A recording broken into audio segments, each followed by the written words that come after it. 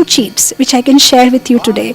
So two simple tips by which we can get the same effect what the sincere devotees get. So one is by remembering the pure devotees of the Lord, because they are carrying Krishna all the time in their heart. Bhagavatam, when this Ambarish Maharaj episode comes in the 9th canto, chapter 4, where Krishna makes a statement. He says, Sadhavo hridayam mayyam sadhunam hridayam tvaham mad anyat tena jananti naham tebhyo managapi. I don't know anybody except my devotee, and my devotee doesn't know anybody except me. I am in his heart and he is in my heart. Sometimes, when you are in a temple full of devotees, and hundreds and thousands of devotees, you're in Mayapur, and you're wondering that if Radha Madhav is even looking at you or not, because there's so many devotees out there. They may be better devotees than you, but then there is something that you can do. Even though there may be other devotees out there, you can make sure that Krishna is looking at you. And that you can do is by remembering his pure devotee in your heart. So at that moment when there is this temple full packed of devotees, you just say Srila Prabhupad ki jai. And the moment you say Srila Prabhupad ki jai, even among this huge crowd of devotees, Krishna will look at you. Who is that who is calling out the name of my pure devotee? So that is one way to attract Krishna's attention.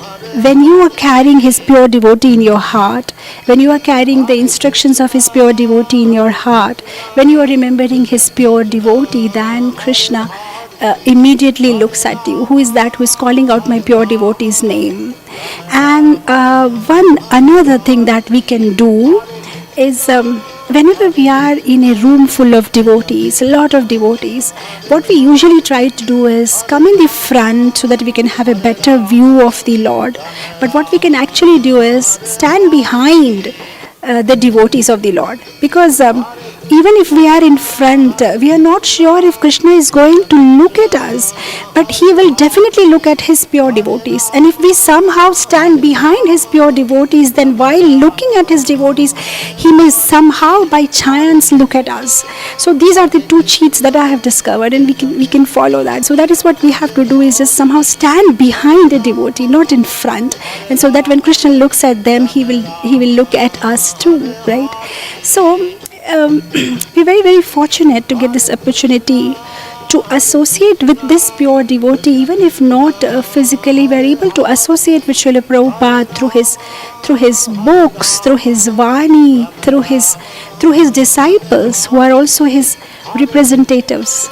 So today we will glorify this glorious soldier, this favorite devotee of Lord Shri Krishna, Srila Prabhupada, because the more we glorify him, the more we hear about him, the more he will be in our memory, the more we will remember him. Padma Puran says that about whom we regularly talk, discuss and hear, we get 1% of his quality. The way Srila Prabhupada is, even if we get 1% of his quality in this lifetime, we'll be liberated.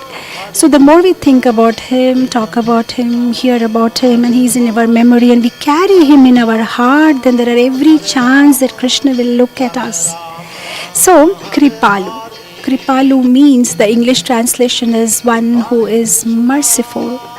Now, what to speak about this? This is one very literal quality. Srila Prabhupada is the personification of mercy. Merciful actually means one who is showing his mercy to the suffering living entities by bringing them back to their home, or by connecting them back to Krishna, or by reviving their eternal relationship with Krishna. That is the definition of merciful. And we can see that Srila Prabhupada, that is what his life's whole essence was. At this ripe old age, he went to America, he went to different parts of the world, travel around the world to get all the living entities connect back to Krishna. Srila Prabhupada ki jai. Hare Krishna.